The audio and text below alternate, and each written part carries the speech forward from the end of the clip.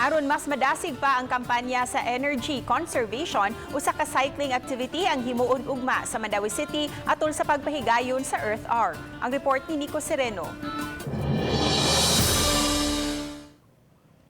Earth Hour cycling alang sa climate change. Kini ang ilusad nga kalihukan sa Mandaue City, alas 7:30 sa Gabii ugma, isip ilang partisipasyon sa Earth Hour 2021.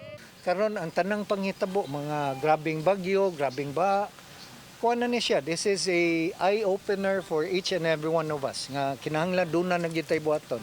Ug nunot ni ini gipahibaw na sa team ang subayon nga rota sa kalihukan. Mutadlas kini sa mga namuntar na nga mga protected bike lanes sa Mandaue. Dunay gitas-on nga 13.2 kilometers. Pasabot sa mayor, bisan sa ginagmay nga mga pamaagi, may mamahimo kita alang sa atong kalikupan.